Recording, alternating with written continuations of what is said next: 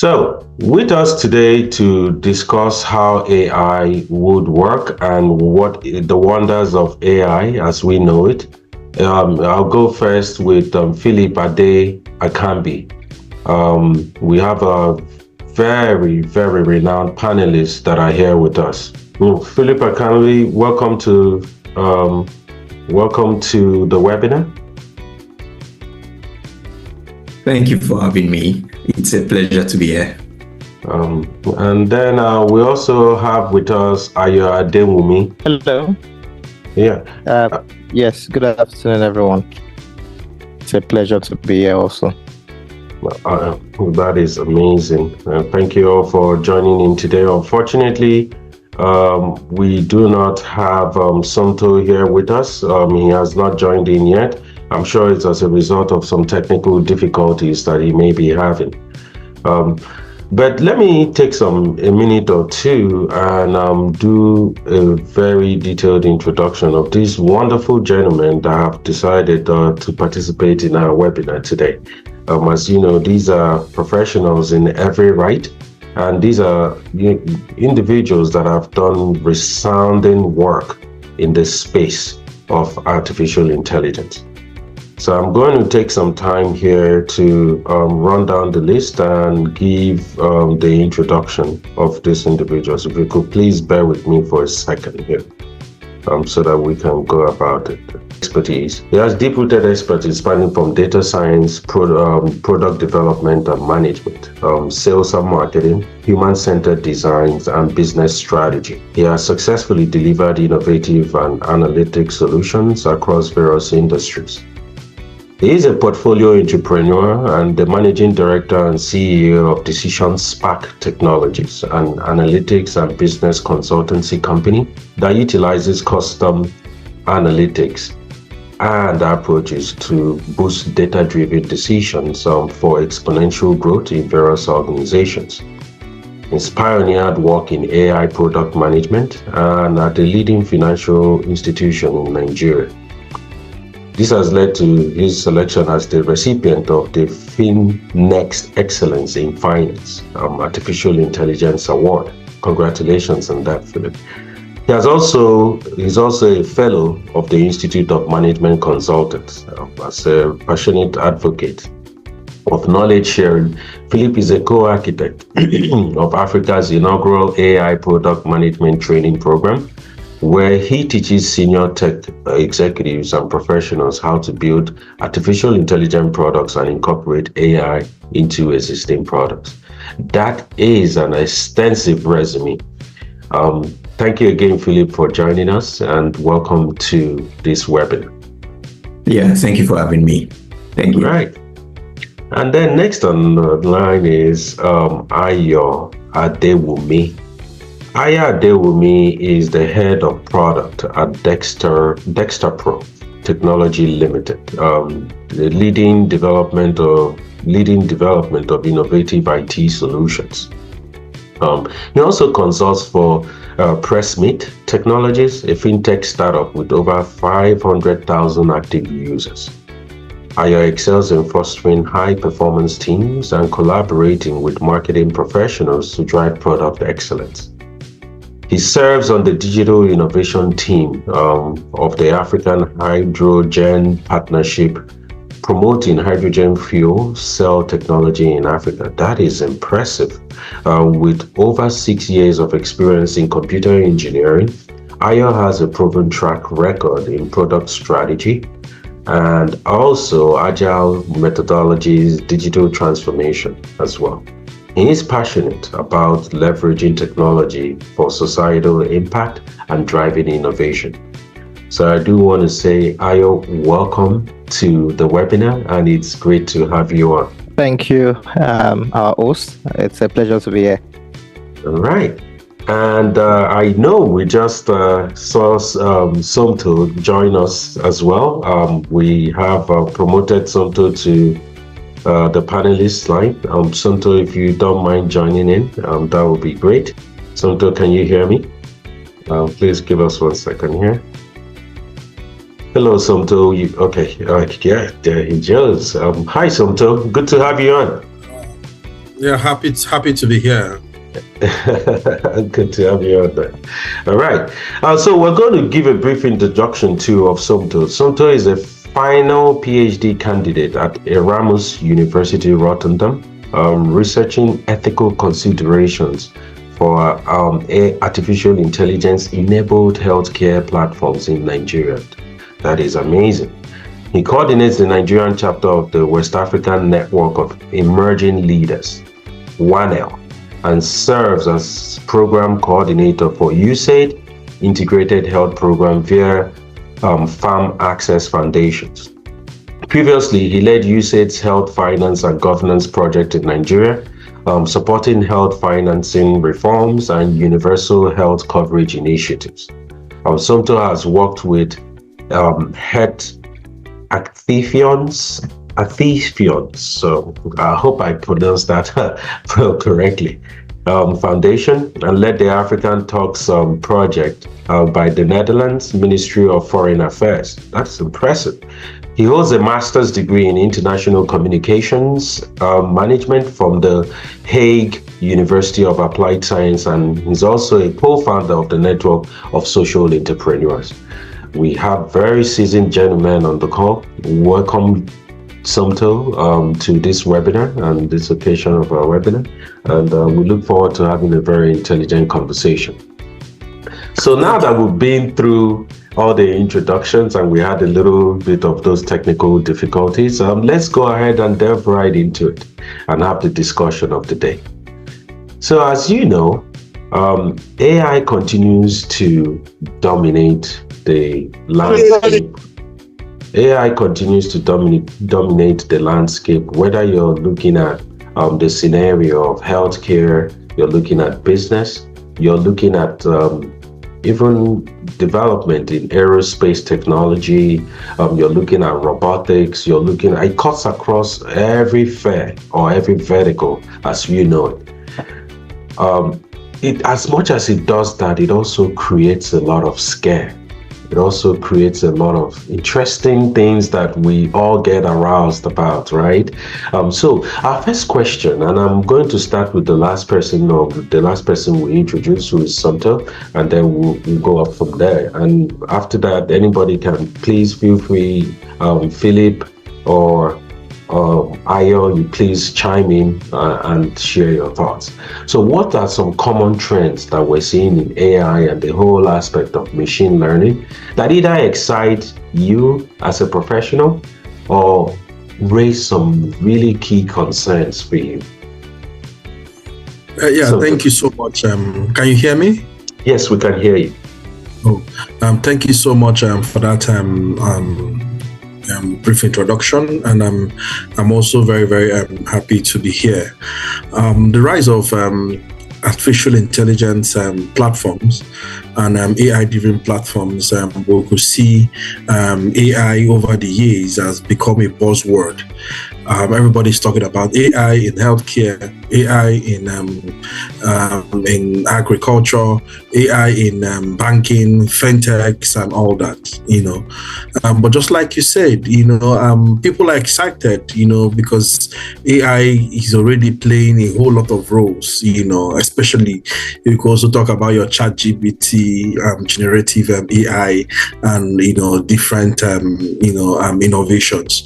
But over the years, in as much as people are also very, very excited about these platforms, they're also raising concerns about how these platforms are being used, right? Especially I'm going to also make a very, very strong reference to Africa, Nigeria, where I come from. We could also see rise of digital platforms and chatbots that enable platforms, talking about in finance, in healthcare, and people, buying artificial intelligence, buying health insurance via their apps, have a lot of all these apps that are selling healthcare insurance, and also health insurance companies building apps where you can log in your information.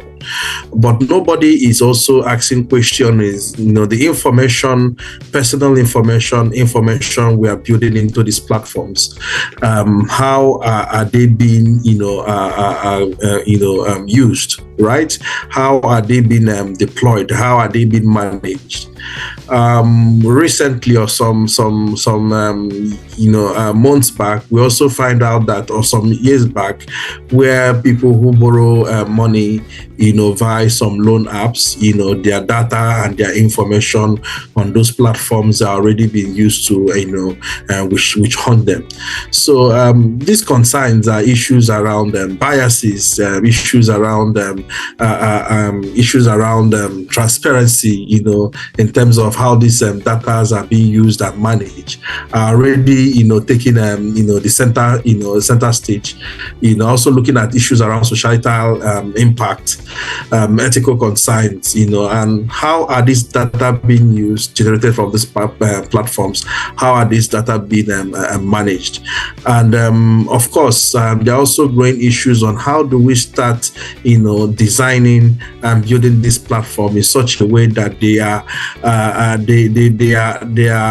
you have issues around equity, right, and ensuring that these platforms basically do not discriminate. Rather, you kind of have a lot of the advantage of these platforms are given, rather than it's causing more harm, in terms of, for example, the example I just shared now, people, organizations, several issues around surveillance capitalism, organizations using the data they have generated by these platforms against the people.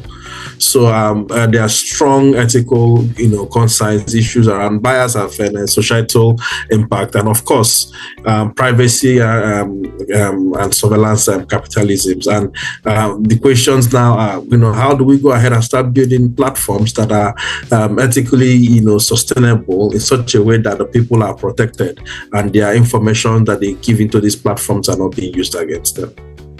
Absolutely. I think you hit the nail right on the head, and as we go through the roundtable discourse, I think it's a wonderful Saturday for us to really talk about these things. So I'm interested in hearing, as we go through the discourse, from either Ayo or Philip, what are your thoughts? Somto has laid out the landscape for us to really delve in and have a good discussion. Okay, just to chip in briefly, two things come to mind from what Somto talked about. The first is looking at Nigeria on the scale of AI innovation, and looking at the bedrock of building sustainable AI models. We see that to an extent, our data the data in Nigeria is quite fragmented. It's not really warehoused properly, and what happens is we end up having gaps, right, in data that can be used for solid innovation. The other part of ethics, this happens more in the Western world, where the place of people who are from marginalized minorities, right, are exempted from some offerings. Why? Because these offerings are procured by AI agents, and all of a sudden, because of biases that have been integrated into these models, it just exempts them from that offering. We see a lot of that happening, and we say, what is the solution to this? And I think a homegrown system is what we may need to look at, looking at the likes of the Middle East. The Middle East is one sector, or one part of the world that are so keen on building their own systems that they do not want to rely on systems that come from the Western world, And what that means is they are able to make sure that what they work on, what they use, is to their advantage.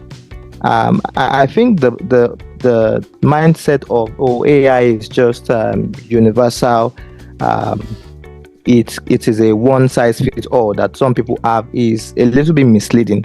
Biases are programmed into AI because the data that is used to feed models are actually biased from the beginning. and that causes a lot of problems. So when you get results, or you're like, oh, why is it giving this kind of result, or why is it doing this? It's because the data that was present before now was never cleaned up by us. So we have to push our narrative to say, as Nigeria, what do we want to be known for? I imagine, we checking maybe ChatGPT or Gemini or somewhere, or another Gen AI platform, and saying which of the country is notorious for, cyber, the prince of cyber prince, all of this stuff. Nigeria comes up. Why? It's data. It's data that has been fed into the system. But when we start building homegrown initiatives, working with industry partners, collaboration across industries, I think we will see a very solid pathway to building a narrative that is advantageous to our own community. Okay. Well, I think, Ayo, you may raise a very, very, very, very key aspect of this whole conversation. But let's get Philip's thought, and then we can kind of dissect it. And okay, all right. Yeah. Yes, really wonderful and exciting responses I've heard, and they are both correct, right? But I want to first take us back into, for the purpose of the audience, just take us back into what AI is in its own sense, right? Artificial intelligence is the process where computer systems are trained, from data, right? And that is why I totally agree with what Arya said. It's systems that are trained from data to exhibit human-like capabilities, right? So what you typically do as a human, right? These systems have been trained to make them happen more seamlessly, and it all starts with the data, right? So some of the excitement for me personally, as somebody who has been building AI products for some years now, even before the advent of ChatGPT and this buzz around AI, right? We've been doing our thankless job all the while, right? And I've seen AI really help with business processes, right? You have processes around your day-to-day tasks and the likes, right? Even for in terms of growth of business as well, right? There was a time where we introduced AI into a business line, and when we sort of checked the metrics months on months, there was over 2,000% increase, on one of the KPIs they were tracking, and that's because of what AI has come to do in the business. So I see those as excitements for how we can use AI.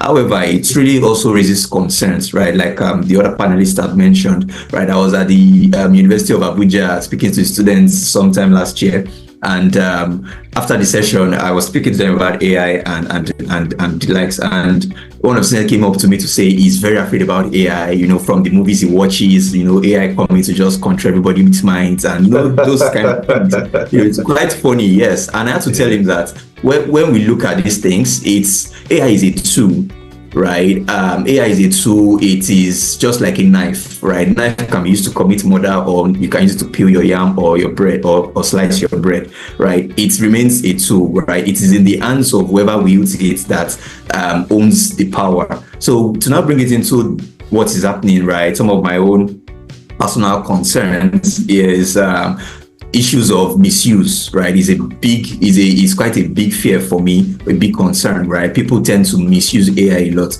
right? I was going through my Twitter feed recently, and I think X has a new, they released an update to their LLM, their chatbots, right? And people were writing different things to generate pictures of Elon Musk doing some things that are really unruly, right? But at the end of the day, that tool remains a tool. It is people telling it what to do. It's not doing it by itself. It's not generating those dangerous images by itself, right? So those are some of my own personal concerns. Another concern is the data privacy, as Somto said, right? I've been a data scientist for some while now, and I've seen how data is really, people infringe on people's data a lot, right? The examples he made about those loan apps, it's a big data concern, right? When we build our things, we consider data governance a lot. We now consider AI governance, but these things have not been in place, fully. So it's a big concern for me too. I think lastly, I would say data collection is a problem too. Anybody that's dealt with data, especially in the Nigerian context, and actually all over the world, right? Data, cleanliness of data is a major headache that everybody faces in the analytics world. So, like Ayo said, that it's important to start to look at how we collect or manage this data. It's very important as well. So those are, some of my concerns as regards AI and what we do with machine learning. Absolutely. I think the three gentlemen, you guys hit the nail on the head from the aspect of the ethical usage of information and data or privacy. I mean, data privacy and compliance has become a very polarizing aspect of technology lately, because data is like the new oil, right? They call it. But you can everything. To me, I look at it more from the perspective of you bring in some new technology. Every technology has its ups, it also has its downs, right? But looking at the scale of what AI does, I'm looking at it cutting across in Agile. There's something we do as business analysts or in Agile. We do an analysis called PESTLE. And with PESTLE, we look at the political, economic, social, technological, economic, environmental, and legal implications of technology. So I do think it cuts across. I'm wondering if you guys think that these things, it kind of makes everything conjoined now and so complex, right? That it's so hard to detach one thing from the other.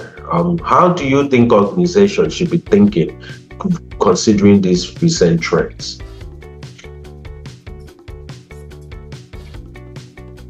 Okay, is it okay to go first? All right. Yeah, anybody can take off. Yeah, okay, it's a discourse. Right. So any thought that comes to mind, please. Okay, yeah. Okay. It's an interesting question for me because I lately I've been having to work with organizations, big, small, to craft things around AI for them, and it's a very important question that organizations are now asking. Right, business leaders are now asking for not to miss out. Partly due to FOMO, fear of missing out, but also because they've learned about, so they've gone for events abroad or around the world, and they've learned about how AI has done this or done that. So they are coming back to their regions, they're coming back to their companies to say, I want this as well, right? I cannot count at this point, the number of executive meetings I've been involved in to talk about AI, how they can do things around AI. So businesses are shaping up or are adjusting now to the benefits of AI or to tap into the benefits of AI. But there's so much they can do, right? Because if there is no structure in place, right, everybody just go on, like headless chickens, just run in different directions.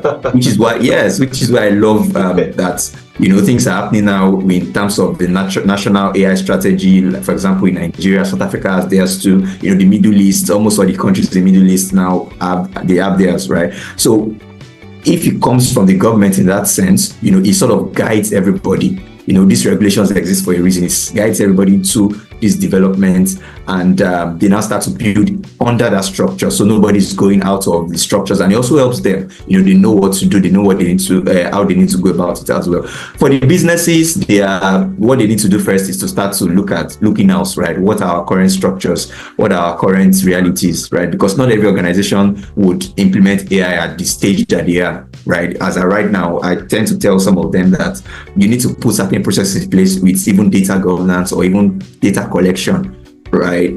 Before you now start to think about AI. So those are questions or things organizations are not doing and putting into place. And yeah, I'm hopeful to see what will happen in the next 2 to 5 years, especially in Nigeria or even in the African world. Just to add to that too, during my research, the questions that I keep on popping, and whenever I talk with designers, or software designers that design this platform, and I said, why you design this platform what are the guidelines that that you use? What are the frameworks that you use while designing these platforms, right?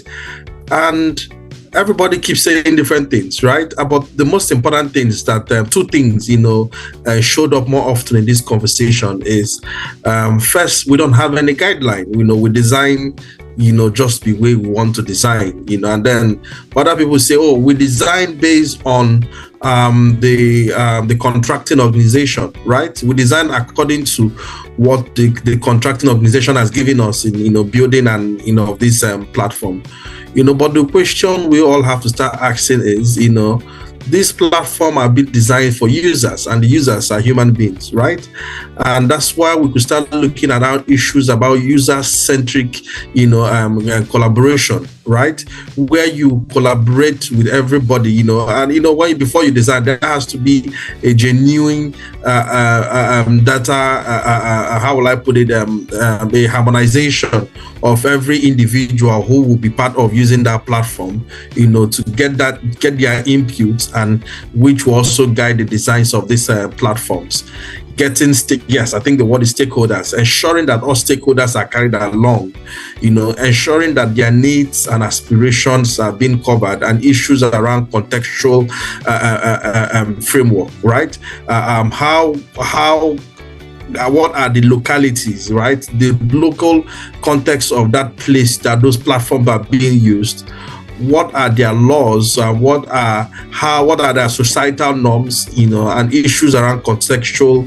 And that's why you also have issues around environmental. How will I put it? Environmental scanning. Is also very important.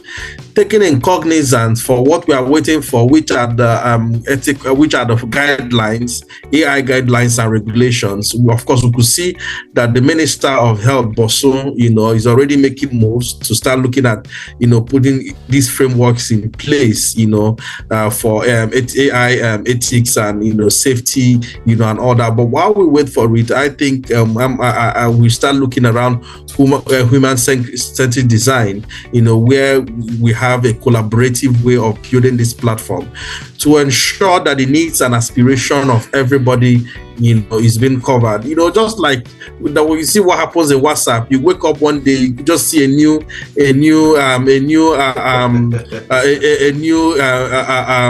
interface or a new user options, and nobody cares about how you feel. But you must use this platform, and that's why we start looking at issues around surveillance and capitalism. And now we also see that the Nigerian government is also having issues with WhatsApp. And the same issue we're talking about on data privacy, and they're saying you have to pay this money, and WhatsApp is threatening. So we could also see that these issues also have strong ties to national security, right? Because we all are enjoying this platform, but one day these people might wake up and lock us out of it, and you cannot do anything, and the whole places are, will start running around, and that's why I mentioned first, we have to start looking at issues around contextual, issues around getting our people, issues around if we are building this, let's start looking inwards, and start seeing how these platforms can be built according to our own specification guidelines, and especially to people and individuals that will use it, while we wait for these regulations and these guidelines that have been put in place. Of course, Nigerians are not the only country behind. A lot of African countries are all, because, of course, AI is so iterative, but that's why we're also pushing for people or government should chase it, right? It's something that develops every year. So there has to be proactive nature for government and people in government to start looking at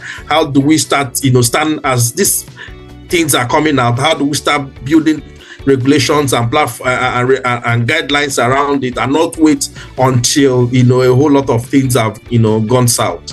Thanks. Absolutely. Wow. I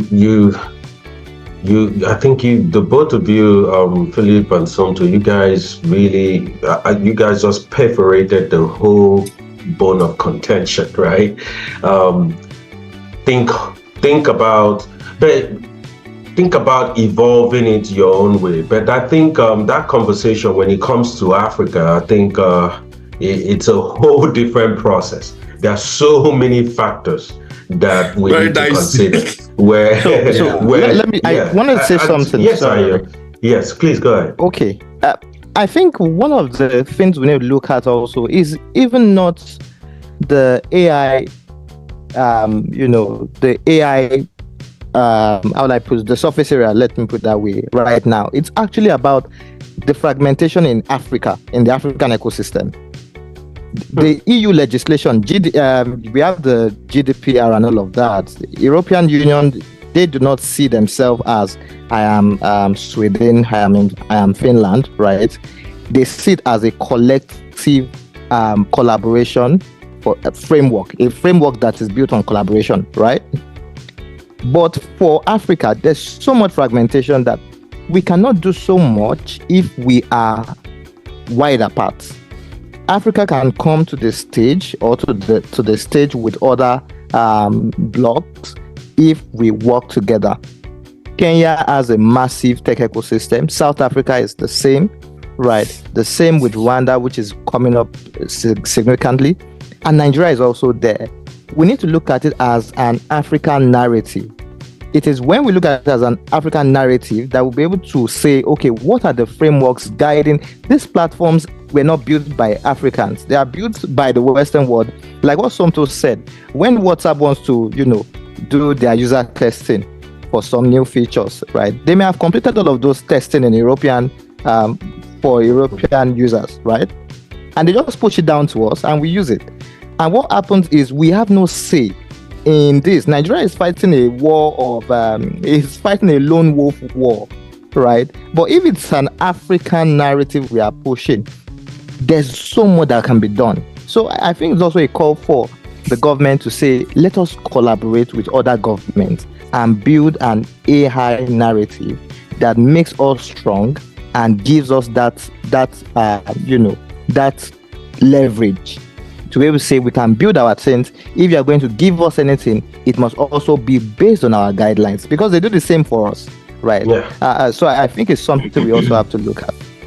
Man, you hit the nail right on the head with that, right? The fragmentation, which plays back to the social structure, the political structure, the economic dynamics of it, the corruption. There are so many factors that you can start aligning. But I think, I do think though that we in Africa, I think the summary of what the three of you have said is change your mindset.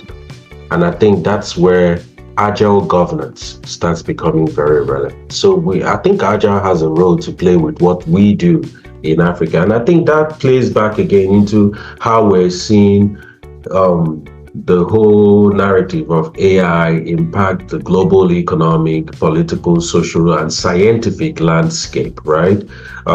Especially in the sciences. Are there any significant changes that we're seeing in Africa that are AI driven today that we can think about? I know there are quite a few things that are happening, whether it's in the AI space, in the social space, or as it relates to politics. And I'll give you an instance, right? In the just past concluded election in Nigeria, there were so many fakes, the deep fakes and things that were being floated online, on Twitter, on Instagram, and so many places. These days, somebody can mimic someone's voice and lay it on something and change the entire landscape of things. As you know, during those elections, there were instances where they needed to verify certain audio tapes and things of that sort. So what are your thoughts? Where are you seeing some of these areas or some of these things about AI impact some areas from your perspective?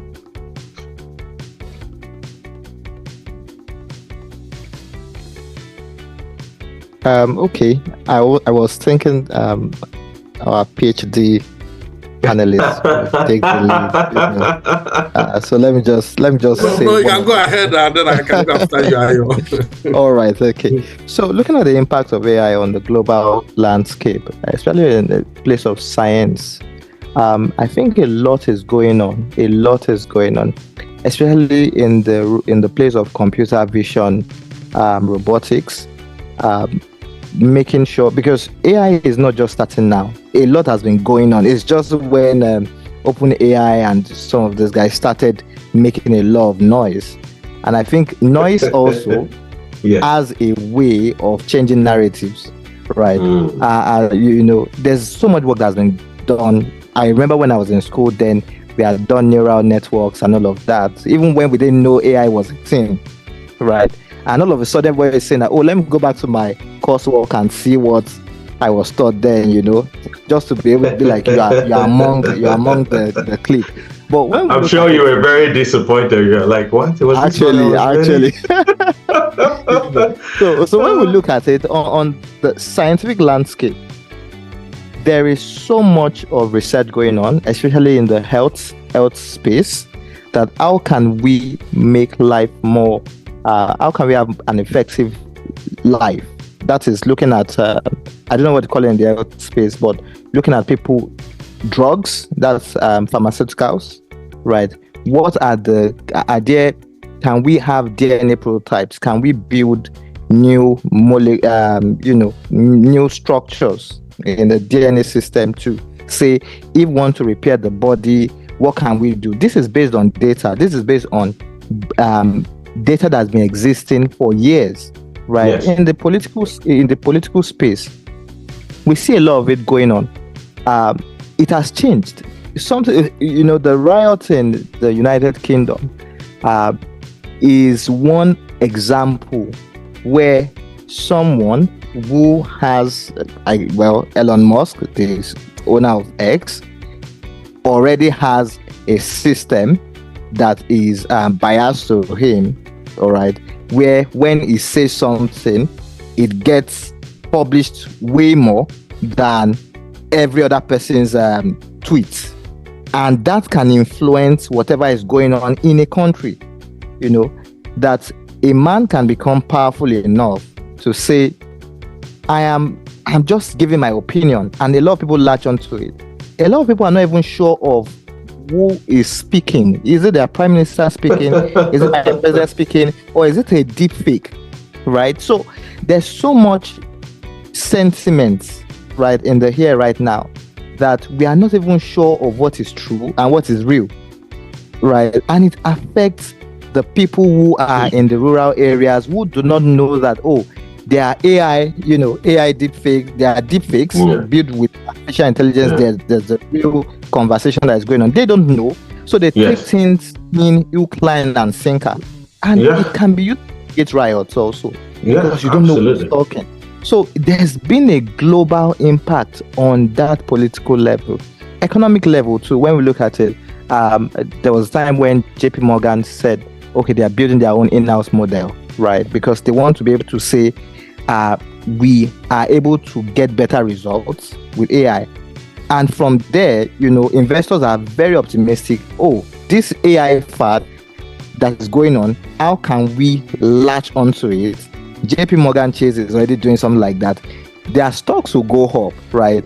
And every startup now in the US would be like, I want to start an AI company, AI startup. Yeah. And at the end of the day, you just see that it's a OpenAI model that is running a lot of things. And you'll be asking yourself, really, was this really thought of? Or is it just a fad? So a lot is going on the global landscape. And Nigeria is actually watching. And I know we'll see a lot of that coming up soon. The moment the framework in Nigeria comes up and the government is saying, let us fund AI initiatives, you start seeing a lot of people coming up with half-baked ideas, right, and pushing it out as complete products, just to be able to get those funds, and all of that. So that's just my 1 cent. And I think people there's that tendency to want to grab, it's the human nature. You can't take that element out of us. But I think while AI drives very fundamental changes, across the board, I wanted to piggyback on something Ayo had stated, and that was more in the lines of having certain programs evolve in Nigeria, right, that are more supported by the government. And I was going to throw this question to either Philip or Somto to kind of hear your thoughts. where we are today in Africa, and I want to talk more around Africa as against just narrowing it down to Nigeria, right? But we can go from the Nigerian from the micro to the macro, however you peel, or macro back to the micro. But do you think governments are really making an effort in the context of Africa as a continent? Are we seeing this? Are they understanding what this impact really is? Are you thinking that some people are making a drive, a push? Some are just more, still grappling with what we did 20 years ago? What's your take? Yeah. So Philip, if you just can I go first? All right, thanks. So the truth is that our government, they are yet, basically African, government itself are yet to wake up, right? In terms of understanding how AI works. Let me just put it that way. They don't even know. A lot of people even the question is how many people also can even define what AI is and how AI works, and it will also permit you to also understand that most of our lawmakers and people in government are also finding it difficult to even use their phones, right? And so you can imagine. No. I'm not lying. Most of this, because we also be devil with the issues around having people not giving young people chance, in government, right? And the people who are there are just sit tight, right? They keep on returning every year, and these individuals are not abreast with modern day technologies and issues around that are coming up every day. And like I mentioned, most of these individuals don't even know the importance of pushing issues of artificial intelligence governance on the front burner, right? Like Nigeria is lucky that we have a young minister who also has been issues on the front burner of issues around tech development and advocacy, and that's why we've also seen the conversations going around AI, robotics, and all these innovations.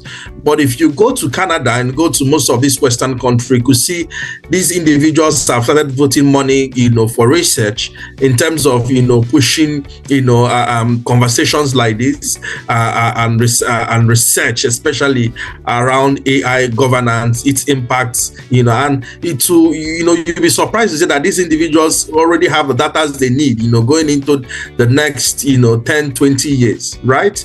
But we here in Africa, I think the government is not doing enough. Not that they even know what to do to say they are not doing enough. They don't even know what to do, right? Because they don't even know how the landscape, they don't even know how the landscape functions, right? And that's why we are pushing around for strong, advocacy, on the tech section in terms of issues around, governance, policy directions, and issues also around, building some strong contextual, guidelines, that speaks to this country. And I'm sorry to say, I tell people that even the GDPR, the Nigerian NDPR, right, is somehow the covert of the GDPR, right? To me, because if you read it, we know that it's just changing the G to N, and all those things. Right? NDPR. Yes. If you read the laws well and combine it, the difference are not that much, right? So there has to be a very strong tech advocacy to start seeing how do we start building, platforms that are owned by us, that speak our own language, that are also contextual to our own settings, right? And philosophically, if you start looking around issues around ethical theories of designing this platform, people are also looking at, for example, in the healthcare industry, which is also a very delicate industry, like I mentioned initially. We can also see that a lot of digital platforms are being built, right? Yeah. And sometimes when you go to some meetings with some international development partners, right, and they are giving you some data, especially of some healthcare figures and statistics, even the government people are also surprised to know they don't even know where these data are coming from, right? and this is your own country. Your development partners are telling you. And then there's also issues around having some of these servers not in Nigeria. These servers are also somewhere in the US or somewhere in the UK, and like I mentioned, issues around national security, right? So what government should do and issues around policy, the surface has not yet been scratched, right? Because it covers both in healthcare, in agriculture, we also had conversations around GMO, right? They are pushing for genetically modified products, and these also are all, looking at how do you gene modification and all those things. And these things also have some, strong technology backed in this whole thing. Do we have contextual laws and policies that speak to these, industries? And those are also conversations also had, when I interviewed some people at the NDPR during my data collection, and I said, the GDPR is a law, for example, but we have to start also pushing for sector-based laws, because if you have a generic clause, how do you expect that some critical components in the healthcare sector, that these laws also attributes to it? Because the healthcare is so delicate and different, the same agriculture, defense, finance, and all those things. So there are still a lot of work that needs to be done for us to also step down from that, general, law, data protection law, to start seeing how do we also start building industry-based guidelines and laws, that will also speak to the setting, of the country, So yeah, I think these are what, in as much as the impact is enormous, but if we don't hold it, if we don't guide it, if we don't, find a way to work with it, it will cause, more harm than good, especially in a country that, the guidelines and the policies are not that strong. Absolutely. That's why I'm always afraid of when I hear leapfrog.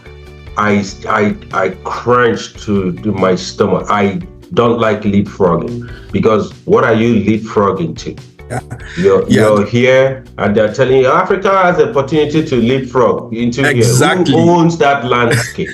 Yes, exactly. To take here Philip's thoughts. Exactly. Just to add, sorry, before just to add to that leapfrog. To add to that leapfrog, and I've been in meetings in the Netherlands or in the US, and we have conversation, and they say something. They say that Africa, especially Nigeria, is a country of over 200 million people, and if you're looking at the country of also 200 million people, that means that the mobile phone penetration is also very, very, very high, right? Yes. And looking at, you can also get healthcare, people to access healthcare via these telephones, through, looking at how do you start sell insurance via these phones.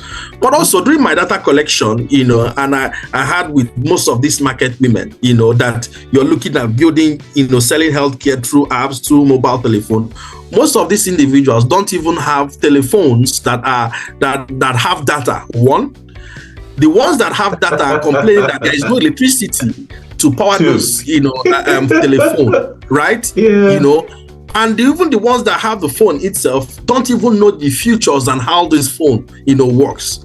And how then do you tell me we can leapfrog through technology and penetration of mobile technology to give people access to healthcare? And I think they also put that in finance too. There are some people who are still unbanked. People are also thinking that we have moved in such a way that everybody have access because of technology. We still have a lot of unbanked people. Because of what? Because of lack of electricity.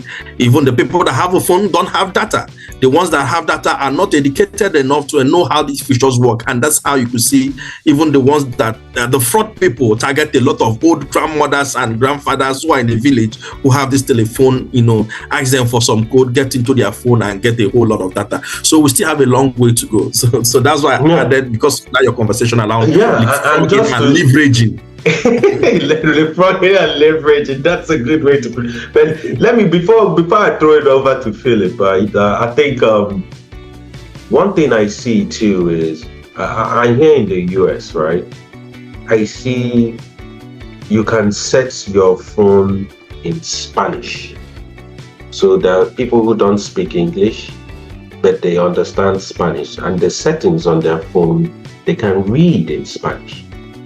I think we need to start doing, and that's where that homegrown technology thing comes into context, where we need to start building tools where if I'm Yoruba, I can switch my settings to Yoruba and read it. If I'm a market woman, bricklayer, not educated, I understand the language. If I'm Igbo, I can switch the context of my setting in my phone and I can get Igbo, language context, right? Because sometimes I think when people connect to things they connect to the first thing about people is their language. When I can speak my language, or the tool I'm using can speak to me in a language I understand, whether you're Hausa, Igbo, Yoruba, Efik, Ibibio, you can adjust those settings. And also, I think another thing too is from, childhood education. Our educational system, the foundation of our educational system is still very Western, right? I think it goes back again to building what is yours, evolving what is yours. Because once we start changing the mindset, teaching history, even non-science courses and things like that, to really bring people into accepting who they are, their language and things. I think we can start having that favorable conversation, right? But I'm going to throw it over to Philip to hear Philip's thoughts as well. Okay, all right. Yeah, really wonderful. I enjoyed listening to all the conversation about the question so far. And truth be told, we are all speaking what really is our reality, right? But I tend to look at it from another angle of some sort, which really I always remember and say, regulation always chases innovation, unfortunately, right? And when I look at the likes of the Western world, like they would say they are more advanced, or we sort of look at them as more advanced, you would see that it's this AI product, this AI initiatives that we all see starts from a company, right? A private investor has put money into it, and they brought it to life. Then you then see their government try to see, something, this, we need to regulate this, right? We need to put something in place. And it didn't start with now. If you remember the case of GDPR in its own self, right? With the case of Cambridge Analytica, Meta data breaches and the likes, right? These systems exist, then they now bring regulation into it, right? My personal wish for Africa, broadening on the question that was asked, right, from Africa as a whole, is that I do wish that there's that overseeing, or should I say oversight, about AI development, right? Like you have in the Middle East, for example, right? Saudi Arabia today has an AI strategy for the next few years, right? I think they call it AI something 2031, right? That's how much they're looking into the future, right? UAE has Qatar has invested about $2 billion into AI and strategy development and the likes, right? So those are governments, those are people that are now like taking the front step, or should I say, taking the front stage, right, where companies can now latch onto, right? But in the case of the Western world, I tend to see that private organizations build things, then government comes in. Then you now have Africa, right? I don't see the government doing so much. I don't see the private individuals doing so much as well. So it can be quite frustrating, right? But what I would just say in the impact of AI in the global landscape, and also in the context of Nigeria or Africa, is that we as individuals need to build more, right? The regulation will always catch up, right? Then also, if government can also help, even if there's no regulation here, but just the support of it, right? Grants. I met a guy from Turkey once, and he said everything I had developed, this AI startup, everything I had developed, he got from university grants, government grants as well, right? Infrastructure, he could use the government's infrastructure, cloud-based tools and the likes, right? We don't have that in Africa. We don't have that in Nigeria. So data centers even, right? Because we said everything AI comes from data. So to use services of data centers that are in Nigeria currently is a lot of money, right? So this infrastructure even also do not exist. So if there can be an handshake, with the private organization and also the government to start to shape all this up, I think the sky will be the limit. But as it is today, I don't see so much, right, in terms of development. The few I have seen are from private organizations, yes. Private individuals, a young person or a company that has a very futuristic CEO or board, executive management, and they just want to like put themselves out there or do more, or maximize value to their customers, But in terms of the global, and it all sort of wraps up into each other. Like Somto said, digital penetration is even still low, right? I was doing the research for an organization, and we went to Ibadan, and went to the Bodija market, yes. And I was like, how do we build AI for people that sell yam in this market, for example, right? The phones they use they don't even have bank accounts. Some of them don't even have BVN, they don't have, some of them don't even have NIN, right? So they are not even recognized as Nigerians on a platform or on a database. So it's a lot of things that we need to start to do to take us there. But like you said, people are already talking about, we are not moved from 1 to 2. We're already seeing people talk about 10 to 100. Right, the AI strategy Nigeria is doing is good. Yeah, that people want to leapfrog really, but in the real sense, what would be the base, right? What are we leapfrogging from? What are we moving from? What's this infrastructure or support that is enabling that? So all that, and I can't wait to see what happens. But honestly, I'm still hopeful. I would just say that I'm still. Yeah, and I think that we've already spilled over really what is Africa's biggest challenge facing AI machine learning development. And we can talk about it all day. But there's one key thing I wanted to get our take on. Because in the last comment or last just what going by what Philip just stated, I'm thinking too that the private sector is not really doing enough. Where they are investing their money is, real estate is great, don't get me wrong. You buy houses in Dubai, buy houses all over the place. I see how you're already smoking away. It's like he has something to say about that.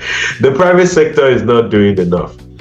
By now in Nigeria, let's forget about computer village, right? We should have our own tech community that is proliferating, bunch of young professionals across the world. We have so much talent.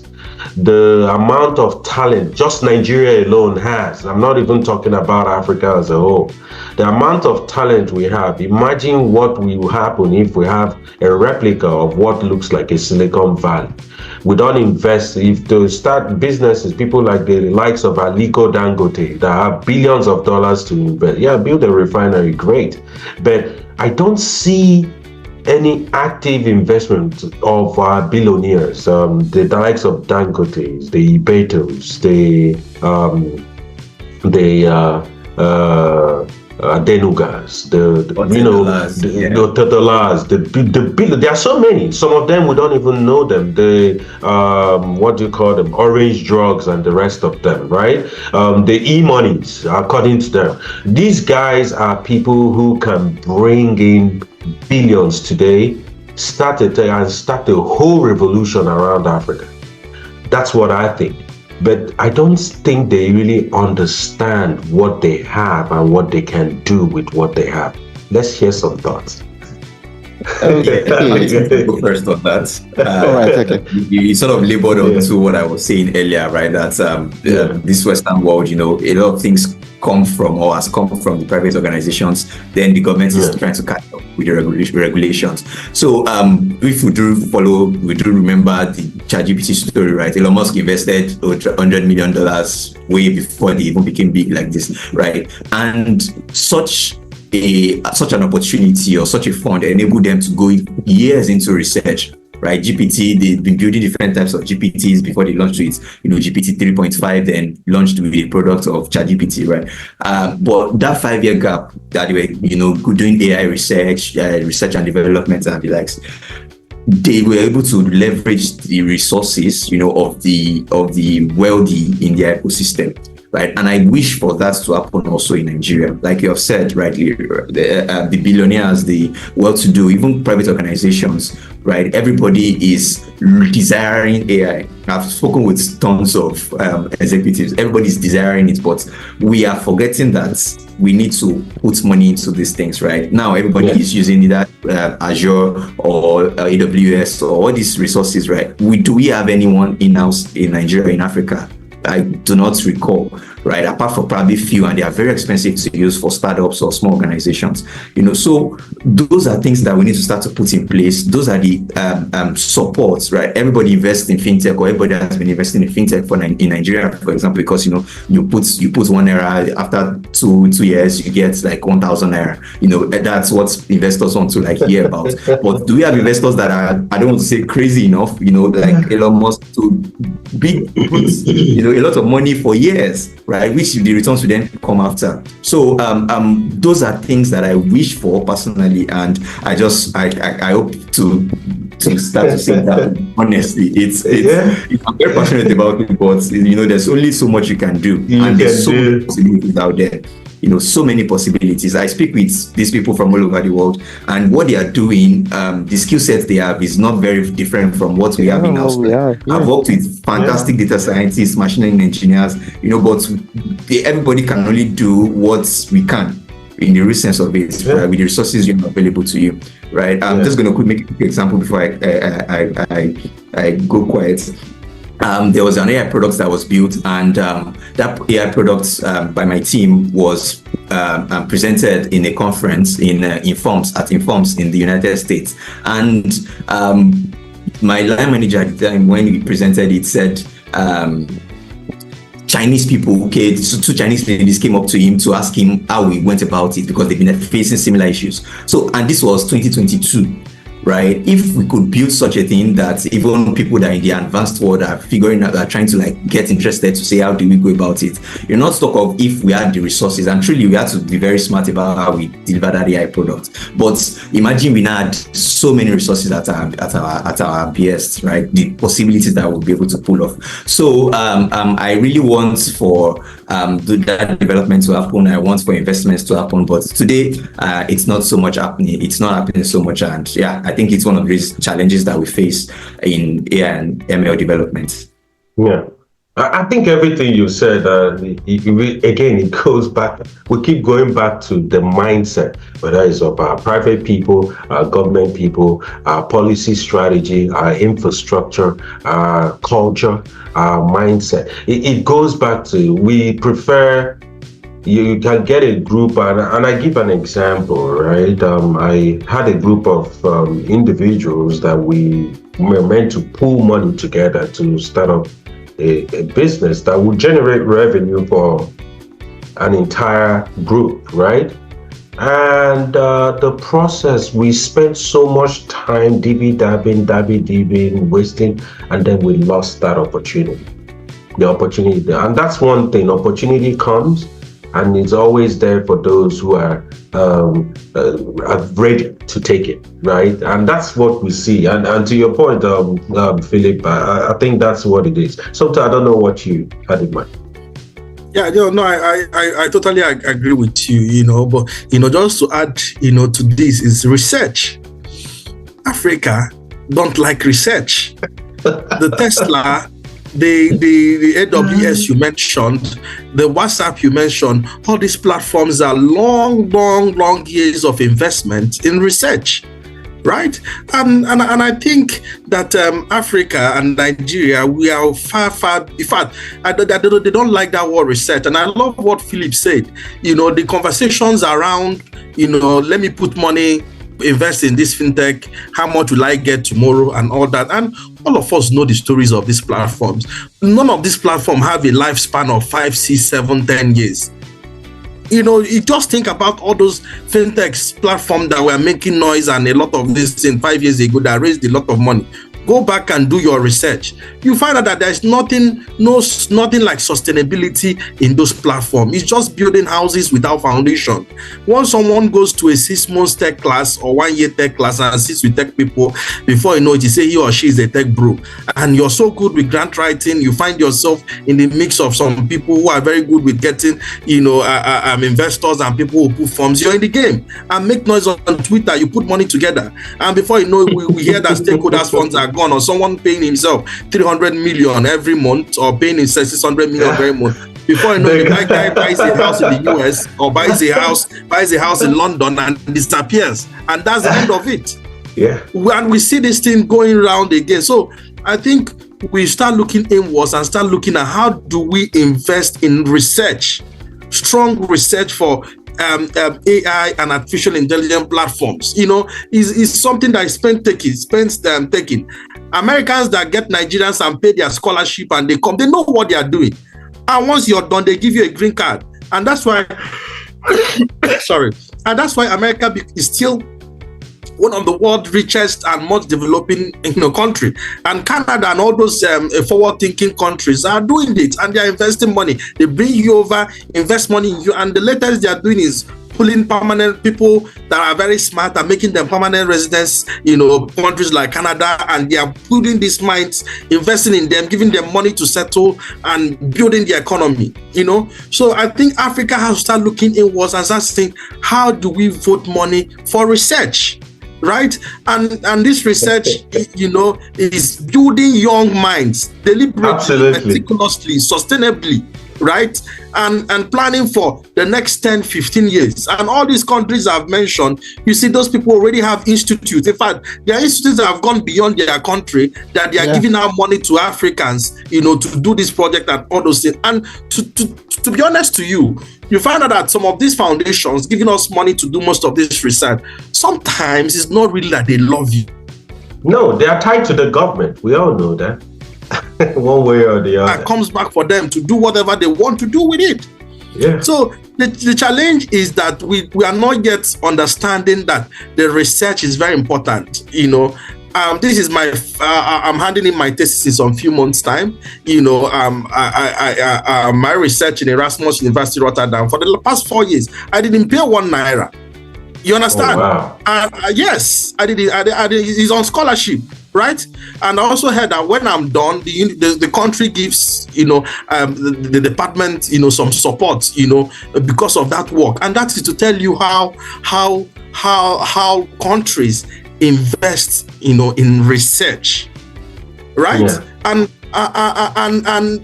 the moment we in Africa and we in Nigeria will start looking towards investing money in tech development and AI, we have not yet started. And we have to also decide not to leave this in the hands of charlatans. Sorry to use that word. People wake up and open school. They say they open tech schools.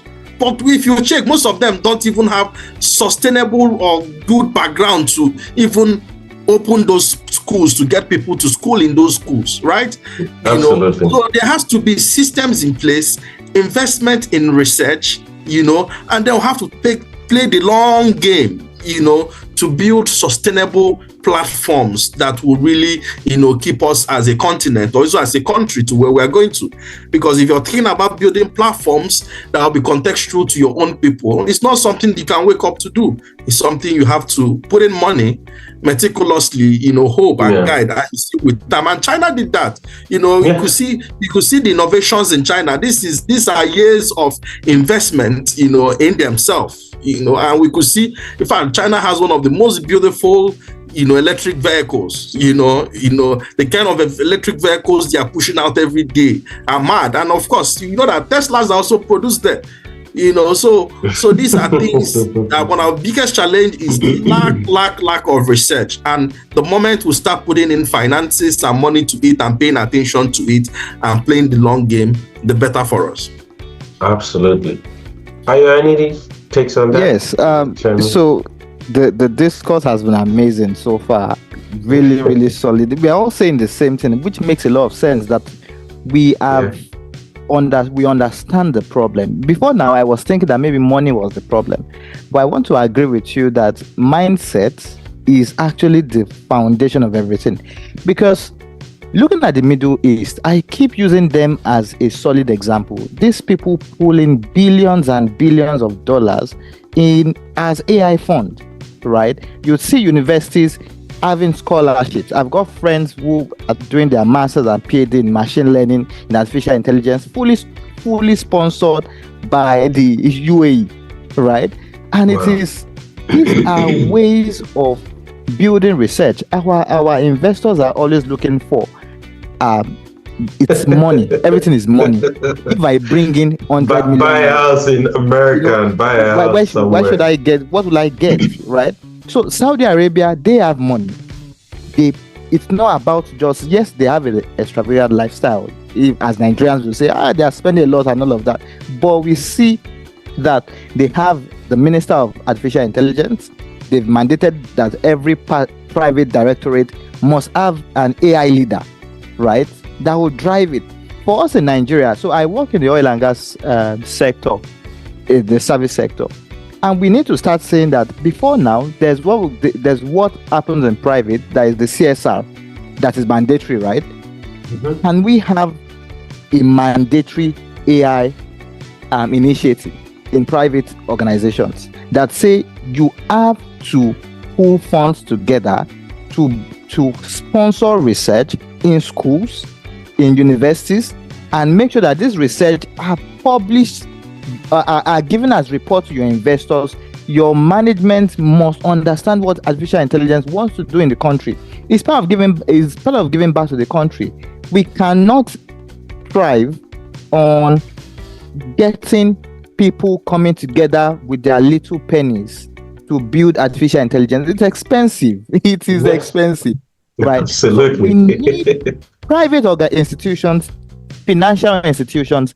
The government needs a policy that says you have CSR.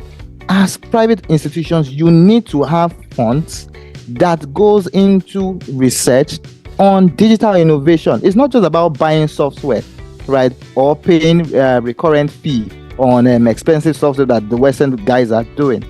Build research. Let us build stuff and make it work. The other part to it really is that our billionaires, well, United States has a lot of billionaires and millionaires, right?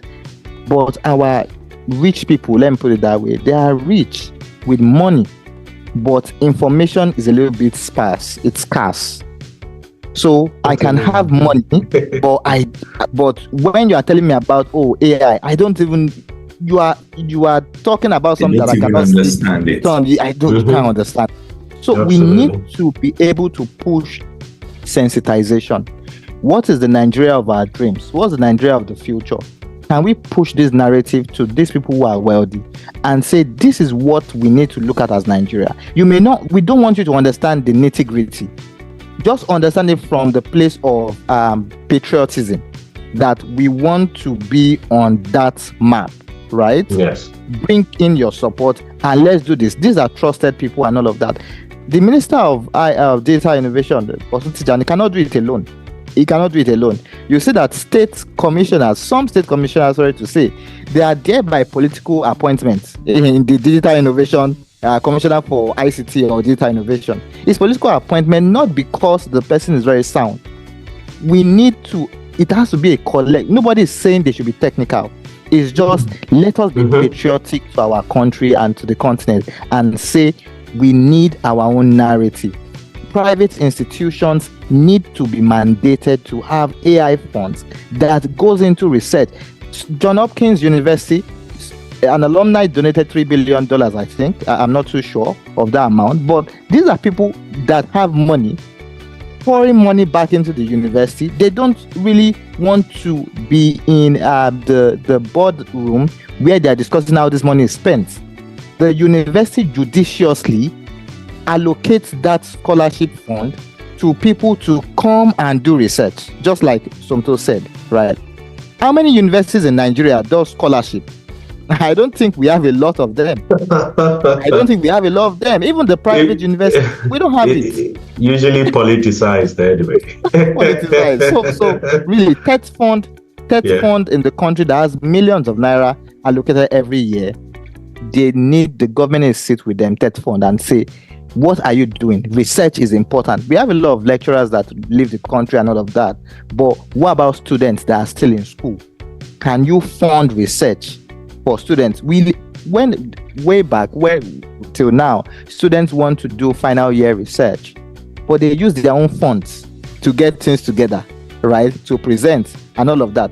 But in the Western world, you say this is what you want to do. Is the school and department that funds it, because they know that the result at the end of it is going to be one patent or the other. But here in universities, it is, do this project.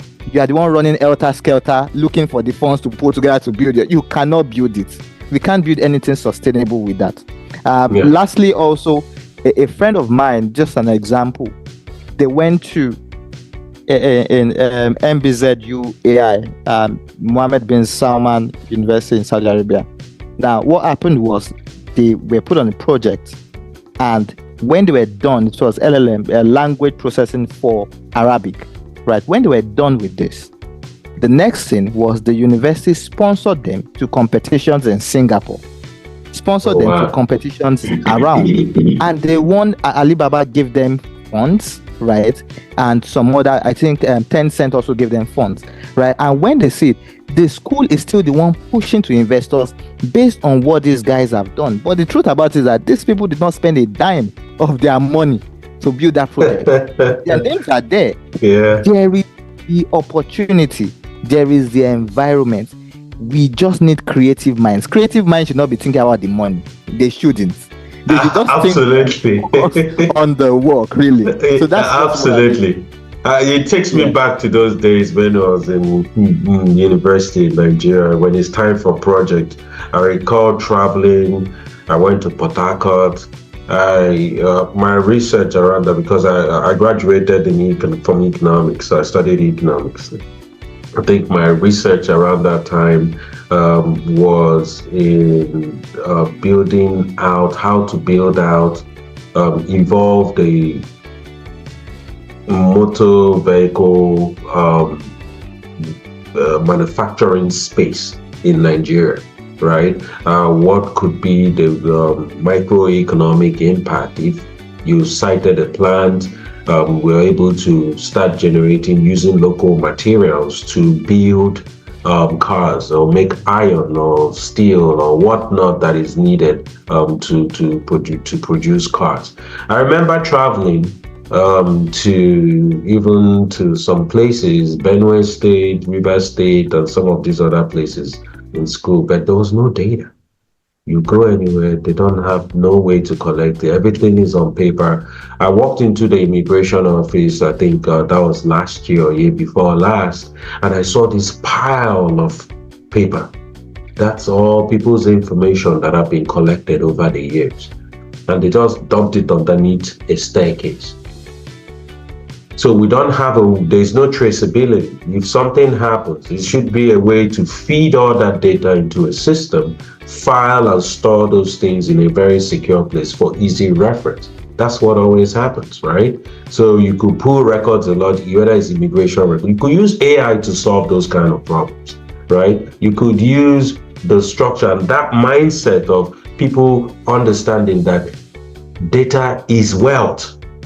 Keep this data, put this information, document your things, have a document management process or structure in place that helps you and aids in even keeping your physical copies of your documentation versus piling up everything into a room and then it gets wet, destroys the data. You go back and you ask for data from 13 years ago. Nobody has it. Nothing is available. That hinders your progress as a business person, excuse me, who might be doing research, right? To advance anything. So the ethical biases, I think that's another landscape. That's gradually taking us to the end of our discourse, right? There are so many biases, and I think we all made reference to this. I think it was Dr. Somto, to be doctor. We wish you very good luck in that.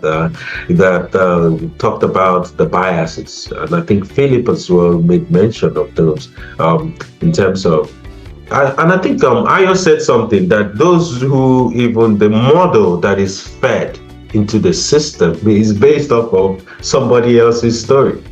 So, what do you think is the role of data privacy and security moving forward when we talk about AI, big data, machine learning, all these things are intertwined?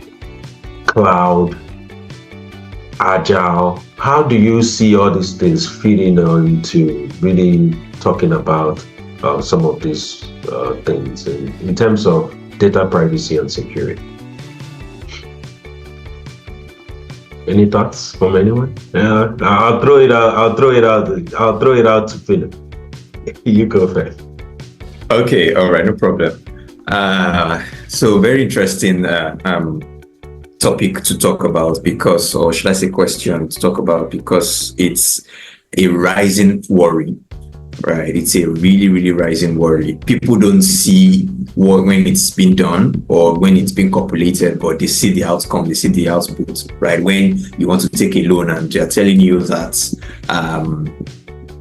you can't take a loan above a particular amount because you are from a particular state, right? There was a situation that I was privy to, and it was a loan company. They used AI to predict who they would give loans to and all that, and it said that people from Benin, they don't pay back their loans on time according to data they have. So anybody from there wouldn't get data access to credit facility. So biases like that is creeping up on us a lot, right? I've been in the financial space for quite a short while, I would say, but I've seen how biases can really, really impact the lives of people. Right, so it's very important to start to talk about these things or start to put strategies in place to cap them. And one of such that I've seen is the formulation of data governance offices across organizations, right? And what they do is simple. They start to ensure that data is collected rightly. When you now start to analyze the data, even for your business intelligence or your artificial intelligence, you now start to follow certain procedures that ensure that you are not feeding bias into the data, right? A case could be during your we call something in data science, call it exploratory data analysis, right? That's where you start to see what's in your data, right? That is when people start to introduce bias into the work they do actually, right? You are looking at the gender of someone, you're looking at the occupation and the likes, and you start to add fictional data to it, or you start to see that data is skewed, so you start to you want to cut it off a bit so that it can maintain something, the objective or business goal you want to achieve, things like that, right? That's where data governance, AI governance now start to come into place, right? And in the case of privacy, right, data privacy still remains a big issue, and I personally commend what FCCPC is doing with WhatsApp, right? The fact that you can't stop them, you can't turn off the toggle to say don't use my data, right? Which is what FCCPC is saying is the problem, right? Other users of WhatsApp around the world can tell Meta not to use their data, but in Africa or in Nigeria, they are not giving us that feature or that capability. So those are things that start to worry, worry people that build AI products, or we need to start to talk about. And one of the ways is really start government initiatives or government interventions like that to say, we're going to find you guys if you don't ensure this happens the same way you are giving users elsewhere, Then also as private individuals, as ourselves, how knowledgeable are we, right? How knowledgeable are we in things of data privacy? People tend to not understand that they shouldn't give certain types of data out, right? People just probably think, oh, my BVN alone is what I shouldn't give out, but all of these data points, right? You need to understand, even if you give it out, you need to understand what it should be used for, right? What do they want to use that data for? Right, and organizations also have the primary objective to tell users what they want to use data for. And I see this a lot where organizations will tell you that they want to collect your data for A, and they use your data to do B, C, D, E, F, G, up until Z, right? So it has to be that handshake from the organization to ensure that they maintain professionalism, then individuals as well to ensure that they are curious, about how their data is being used. I was looking at the FCCPC tweets when they made that tweet about the WhatsApp thing, and I saw people commenting to say, what are we using the data for before and things like that, and I'm like, okay, people do not understand the impact of data privacy, right? That's when they then start to complain that they are saying something on WhatsApp on a call with their friend, and they are seeing it as an ad on Instagram. They are seeing it as an ad on YouTube, right? They don't know that these are the things that come together, right? This is the data being shared across multiple platforms, your data, which can form biases, right? Which can actually, so you want to now apply for a loan sometime in the future or probably even currently, and you can't do that because the data they've gathered in quotes, right, has some form of bias in it, right? So those are things that we have to actually consider, and I feel like, that's how we can start to tackle these ethical issues. Oh, that's amazing, Philip. Any other thoughts from Somto or Aya in regards to this? Yeah, so just to cap up what Philip, just saying, mentioned. So I think we have to start looking at, to solve this issue, we have to start looking at issues around, key legislation, right? How do we build strong, legislations to build strong, tech laws, right? That can really, be aligned within AI, basically, so if you have a very strong, guideline and regulation that is contextual to your country, right? It kind of sets the stage, right? Because this will be like your holy grail, in terms of both AI governance, both the development, both the policy, and really, guide it, and not just building this regulation, ensuring that these regulations are up to date, right? Because we know that how fast technological, innovations move. Yes. So there has to be, a constant, retweaking of these laws, and also, pushing of new narratives. So we also have to start looking at funding and investment, like I mentioned earlier, there has to be a very strong investment, within the research setting of the country, right? How do we start pushing for, investment, in research, for entire development of AI itself, and that way we can now start embedding those guidelines and regulations, to ensure that the developers and people we are training, or even the researchers, understand, how this works, and not just, building from knowledge, probably, allow people to say Western knowledge, or basically, yes, along the guideline of the country, itself. And we also have to start looking around issues around, public awareness and advocacy, right? We have to also let the populace to understand this platform. There has to be a very, very strong, awareness, education, on digital rights, right? Ensuring that, people understand how this platform works, yes, just generic, because like I mentioned earlier, I said, most of our grandmas and some that even has these phones that are bought by their children, don't even know how this works, So how do we start building, having a strong, public awareness and education, that at the community level, so they can start, understanding how this thing works, and also how to also, basically, use them. So, and finally, we have to also looking at user-centered design, right?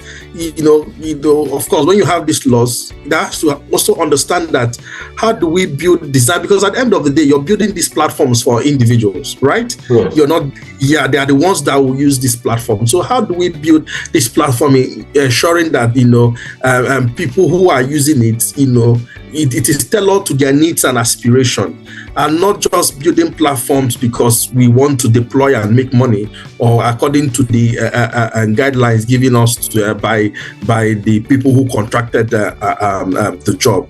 And then lastly, importance of interdisciplinary collaboration. There has to be partnerships, among all across all sectors, stakeholders, and disciplines. We should not allow AI, platforms, or we should not allow building of these platforms to be in silos, right? We should ensure that they are built collectively, with different stakeholders. We cannot just, health cannot just be in place, agriculture cannot be in place. How do we ensure that we build this platform, ensuring that, different individuals, come together to build a more sustainable platform that will serve the populace, right?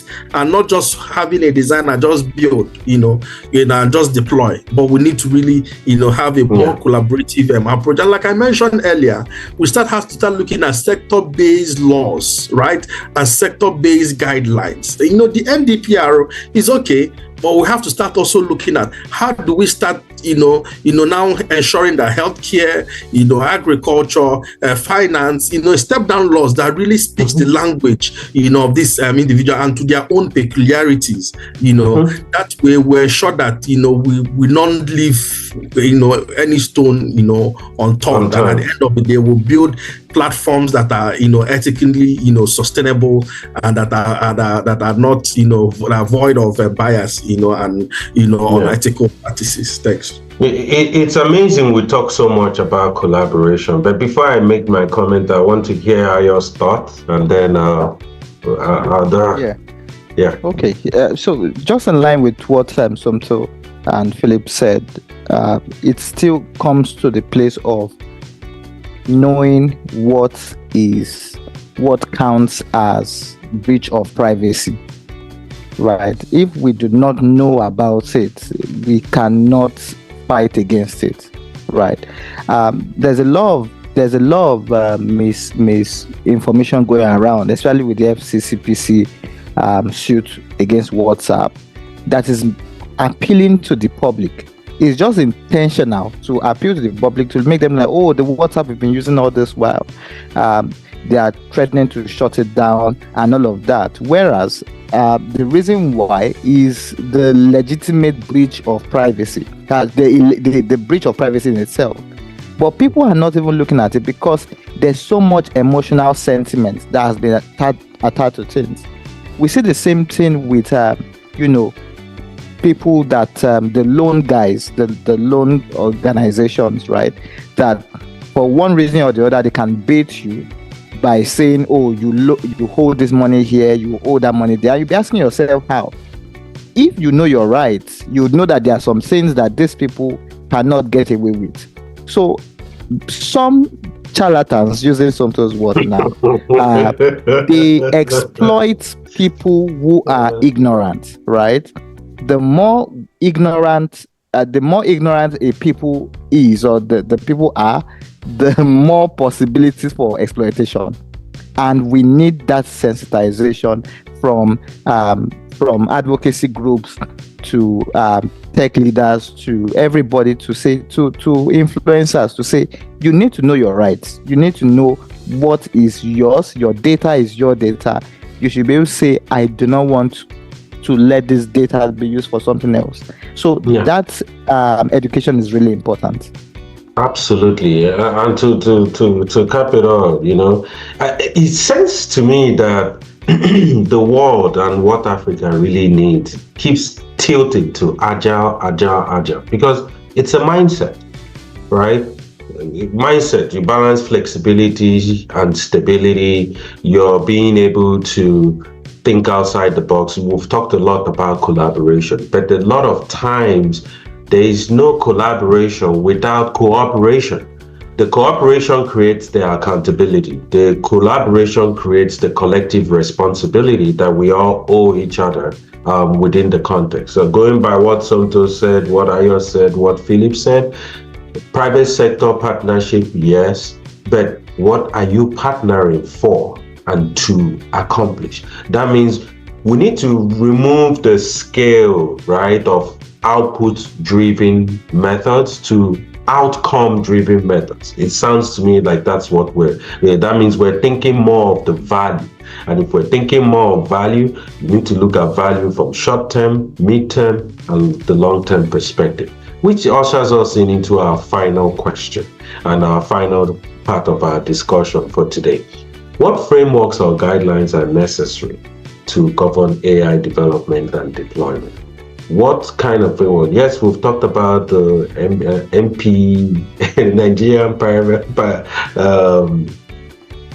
NDPR, right? Nigerian Data Privacy and Regulations, right? They just took up the G and threw it there, and I think it was, I don't know who said that again. They took up the G and threw in the R, the N. So that's funny. So in summary, what are how would you say we should position our framework in Africa? And again, we talk about Africa because Africa is a continent that is dear to my heart, and I think we have a lot to offer to the world. I live in the western part of the world. I also appreciate and love everything they've done here, but I also think there are a lot of opportunities to go around, right? So if we can capitalize, every continent stays strong in their own right. So leading to that, what are some of those necessary frameworks or guidelines that you think we should really be thinking about now from this very beginning when it comes to AI development and deployment? And if we can keep our answers as short as possible, that would be great. Okay, I would like to go first because I tend to advise about this and usually from the strategic standpoint as well. So I would just say guidelines, frameworks should probably come from the government. If not, we can develop our own in-house. But when it comes to guidelines that we can use to govern AI development or AI products development, we have to look at people, process, technology, and governance, right? People, we have to consider people that would build the product, people that would use the product, people that would build the AI, people that would use the AI, right? We have to consider the process in which that is being done, right? We have to consider the technology. What tools and technologies do we need to have in place, to ensure that AI is well developed, right? And there's no in-house bias in the tools, or probably a tool that can handle so much, and we just try to merge or patch along the way. So then, lastly, the governance in form of access controls, for example, right? Not everybody should be able to do or access everybody's data, right? Not everybody should be able to use or analyze people's data. So those things are some of the things I can say on a strategic standpoint to say we have to put those in place, to ensure the ease of use or development or governance or use of AI products or deployment of AI. Yes. Absolutely. Thank you, Philip. Aya, any thoughts? Yeah, I think, well, not really frameworks, but guidelines now. Periodic audits of data. We need to periodically audit loopholes in our data warehousing, looking at where is this data going, what is it being used for? And if we have, the government also has a role to play in that maybe annually, quarterly, what is going on with data, people's data, is very important.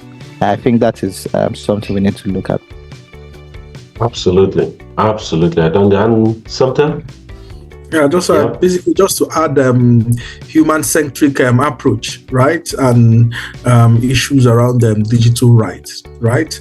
While there are guidelines, countries are all in the process of developing the necessary frameworks and guidelines. All I could say is, as these collaborations setting up of these guidelines, it's important to have in the back of our minds that the platforms are going to be used by human beings, right?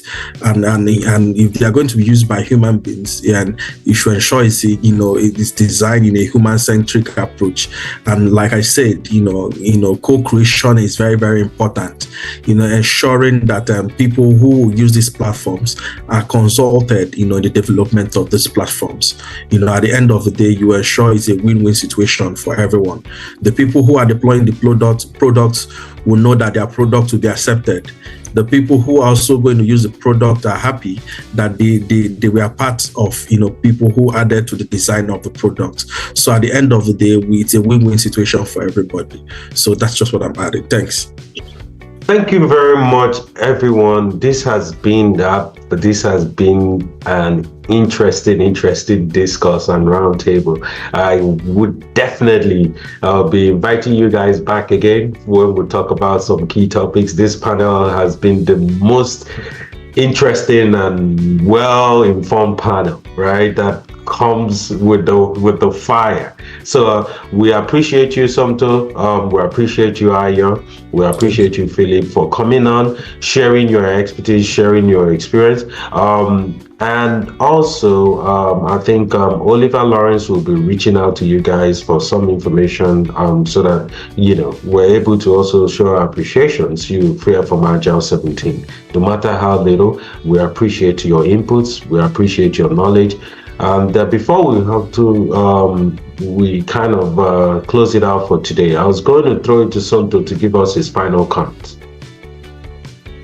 Any final comments around what you think about AI 5 years from today? Your final comments. Okay, 5 years from now, if we don't, put the necessary ethical, guidelines, in place, AI, might, not be, that, beneficial, to the human race. So as AI is being, pushed and is being developed, it is very, very essential that we start, ensuring that strong, ethical, guidelines are also built around it, to ensure that it works, for the good for the people. Thanks. Absolutely. And Aya, any thoughts? Your final comments? Okay, it's to say that there's so much that we'll still unearth in artificial intelligence, in innovation in Nigeria and Africa as a whole. So let's just get our hands really dirty with work and just learn, research, and build innovative products that would have lasting impact. Thank you. Absolutely. Thank you, Aya. And Philip? All right. So what I would say is that in terms of AI development, we need to start to consider all the possibilities, right? And then take it from there to build these things to life. It is possible, it is doable. It's really not rocket science, actually, right? It's just that there's a process to it. When we start from the data gathering, even onto the deployment of the models, we need to start to put strategies in place, and it starts now.